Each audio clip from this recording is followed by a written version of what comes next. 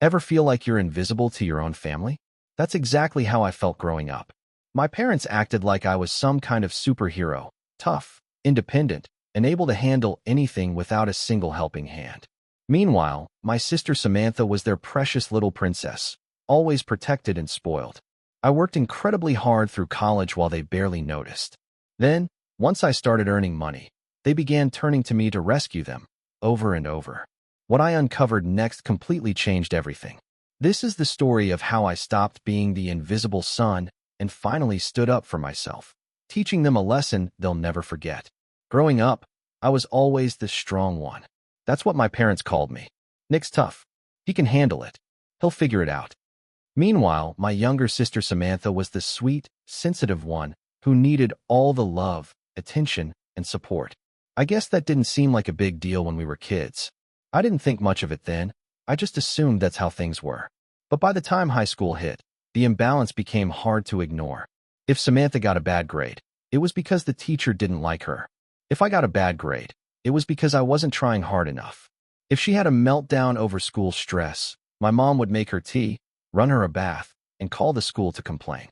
If I was stressed, my dad would say, "That's life, son. Better get used to it." And the thing is, I believed them. I thought maybe they were right. Maybe I was just built to carry more, and maybe Samantha did need more help. But over the years, that belief turned into something heavier.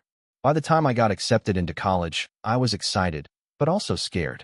Tuition wasn't cheap, and I didn't expect my parents to pay for all of it, but I thought they'd help. Maybe a little. Maybe even just a place to stay rent-free. But they just smiled and said, "You'll be fine, Nick. You're resourceful. You've always figured it out." And Samantha? They paid for a private tutor to help her finish high school, took her to therapy when she didn't get into her dream university, bought her a used car to help keep her spirits up. At the time, I told myself not to be bitter. I took on 2 part-time jobs while studying full-time. I scraped by. I didn't go out. I ate cheap food. I studied until I passed out. But somehow I made it. I graduated with honors, landed a job in tech, and slowly, the tides began to shift, but not in the way I expected. Not long after I got my first real job, the calls from my parents started to sound a little different. At first, it was subtle. My mom would say things like, "We're so proud of you, Nick. You've done so well for yourself. Must feel good to finally breathe a little." Then came the "We're a little behind on the heating bill this month," or "Your dad's car needs a small repair." Nothing big, but we weren't expecting it. It didn't seem like much at first, and honestly, I was glad to help. I wanted to help. After all, they'd done so much for me growing up, or so I had convinced myself. I sent money without hesitation. A couple hundred here, a few hundred more there. Then the requests got more frequent. One month, it was the electric bill. The next, it was dental work. Then Samantha had to take a little time off from her job because of workplace stress, and they asked if I could chip in to help cover her rent. That was the first time I hesitated. Samantha has a job, I thought. Why am I paying her rent? But of course, my parents had an answer ready.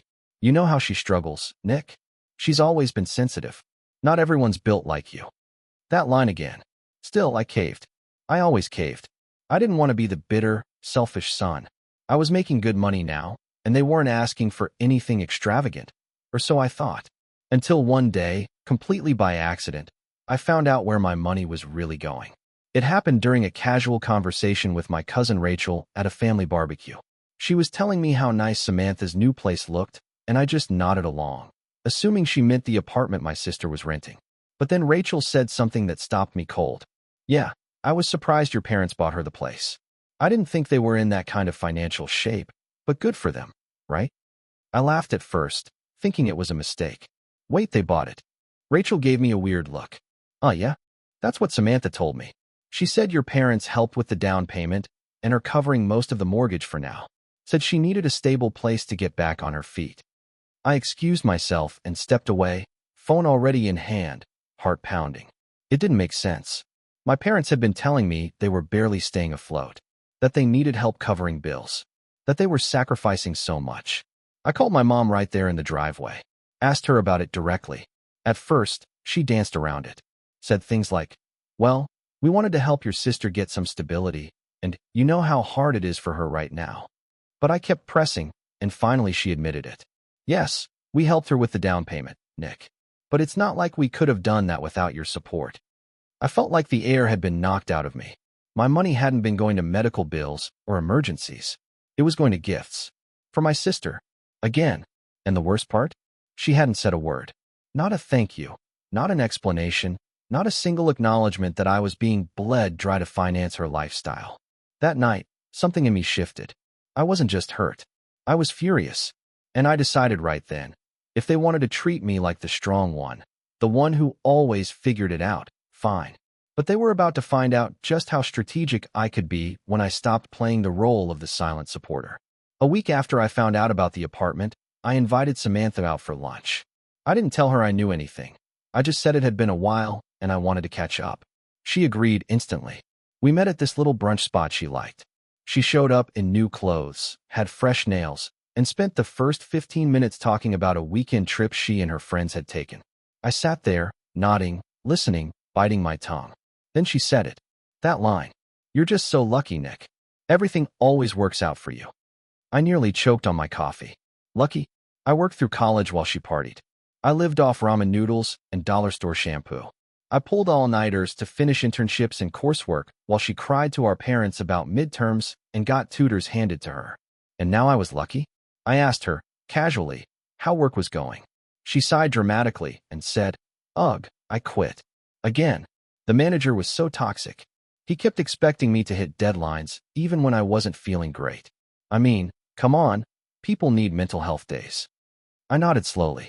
And what are you doing now? She shrugged, taking a little break. Mom and Dad said it's okay. They don't want me to burn out again. I almost laughed, but I didn't. I stayed calm. I paid the bill. She didn't even pretend to offer.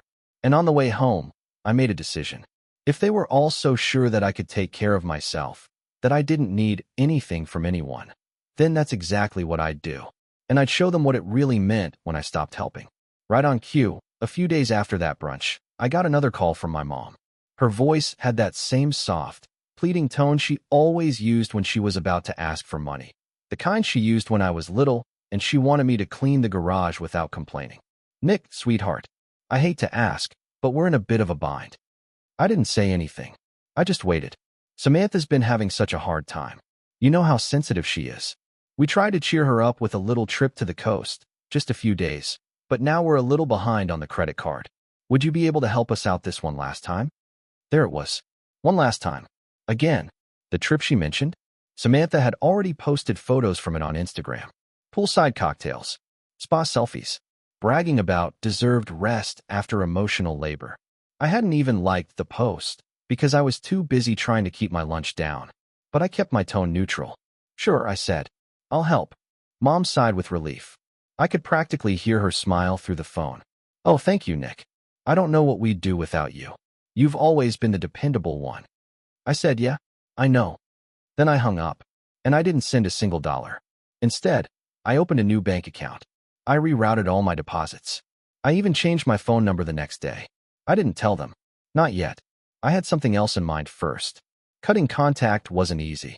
Not because I missed them, but because I knew how quickly the storm would hit once they realized the Bank of Nick had closed for good. I didn't block them outright. I just let their calls go unanswered. Their texts left on read. I figured if I gave them silence, they'd get the message faster. But no, of course not. It took exactly 4 days for the first guilt trip to hit. A long text from my dad this time. Son, your mother is very worried. You're not answering. Did something happen? If you're upset about the apartment thing, we can explain. We were just trying to keep the family together. Don't punish us like this. That word, punish, irritated me more than it should have. They still didn't get it. This wasn't about revenge. It was about respect. Or the lack of it, really. I didn't reply. I just watched the messages pile up. First from Dad, then Mom, then even Samantha. Hers said, I don't know why you're being so weird lately. If you're mad about Mom and Dad helping me, maybe don't take it out on them. Not everything is about you. I laughed out loud when I read that. It was so perfectly Samantha. So clueless. So self-centered. She had no idea how far she'd pushed me. That night, I made a plan. Not just to distance myself, but to finally force them to feel the consequences of their choices. For once, they were going to have to figure it out on their own. Just like I always did. The silence I kept was something I never expected to feel relief from. For nearly 2 weeks, I ignored every call, every text, every message that came from my parents or Samantha. It was the quiet I needed, a break from the endless drain of requests, the constant emotional exhaustion of being the family's fallback. But the silence wasn't golden for them.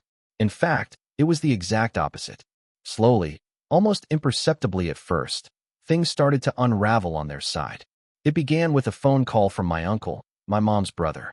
He called out of concern, not to scold or guilt trip, but genuinely worried. "Hey, Nick," he said, "I heard things have been tense. Your parents told me you've been distant lately. Your mom sounded stressed, and I just wanted to check in on you."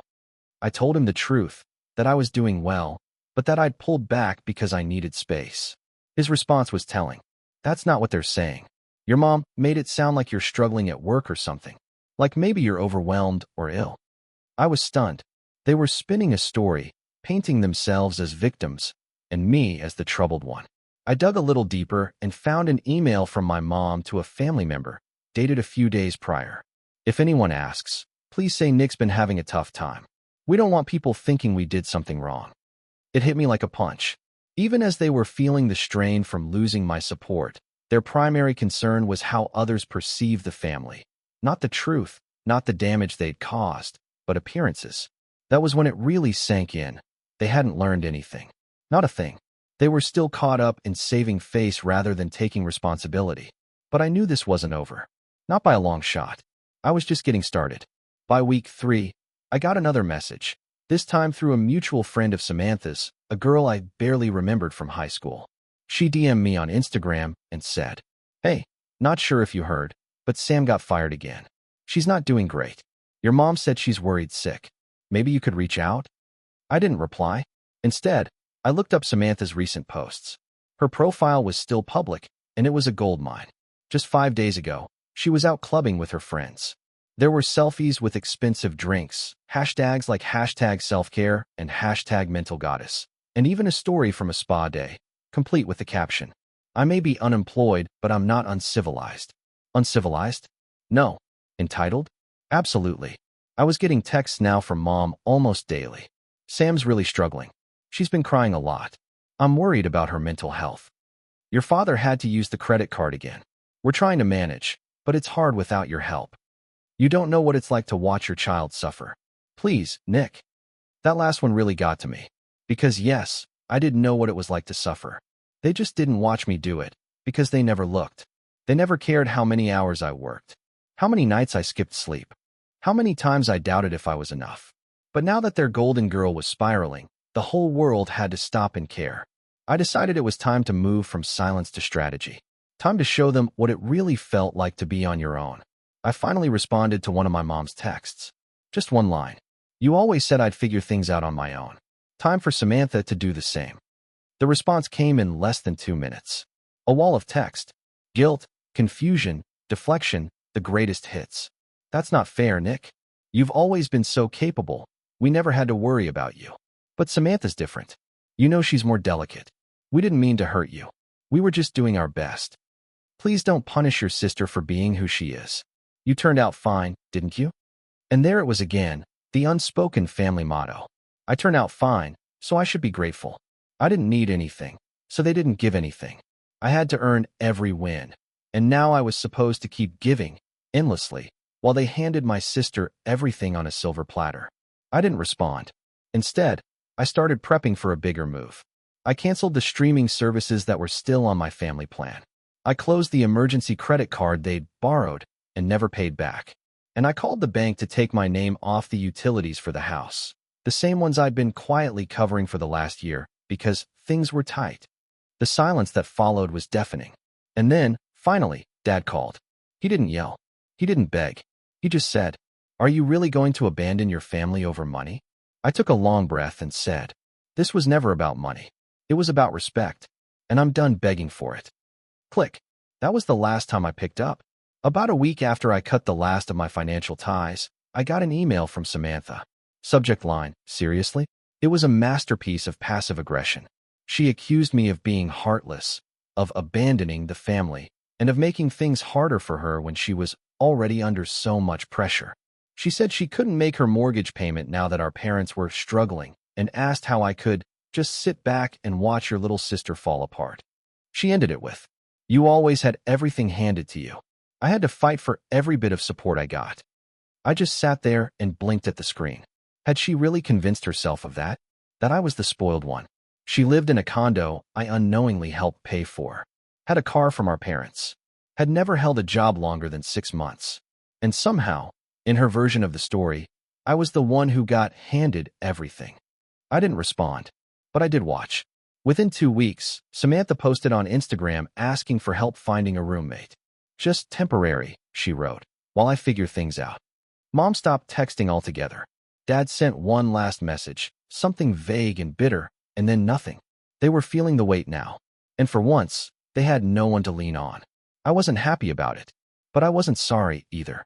They were just learning the lesson they'd refused to teach Samantha. Actions have consequences. After Samantha started posting about needing a roommate, everything in the family shifted dramatically, at least from my side of things. It felt like the final unraveling of years of tension and unresolved resentment. I didn't hear from my parents at all for months. Their usual calls and texts, once filled with subtle guilt trips and pleas for help, just stopped.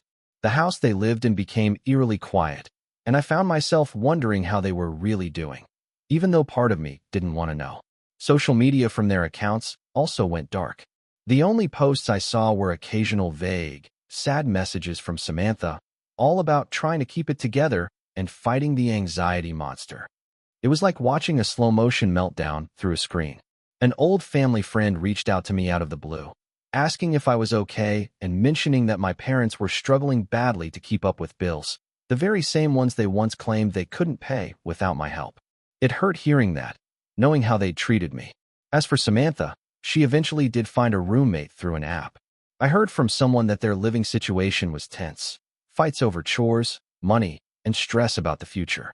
She was still struggling to hold any job for long, always complaining about toxic managers and unfair teams. Despite all this, I kept my distance. I was emotionally drained and needed time to heal from years of being the invisible, unpaid for strong son. The last thing I wanted was to get pulled back into the family chaos. More than anything, I wanted them to learn what it really felt like to be on their own, to experience the consequences of their choices. Because for years, I was the one carrying the weight, and now, it was their turn to carry some of it. With everything finally quiet, I had a lot of time to think about what happened. I realized my parents never really saw me. They saw the role I could play, the strong, reliable son who wouldn't ask for help. And Samantha? They saw her as fragile, incapable, and in constant need of rescue. But by doing that, they broke us both in different ways. I learned that sometimes, being strong means knowing when to walk away. That love without respect is just a transaction. And that people who take without gratitude will keep taking until you stop giving. I'm not proud of how I handled everything, but I don't regret standing up for myself.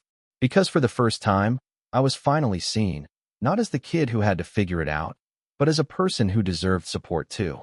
Since cutting ties with my parents and stepping back from Samantha's drama, my life has changed more than I ever expected.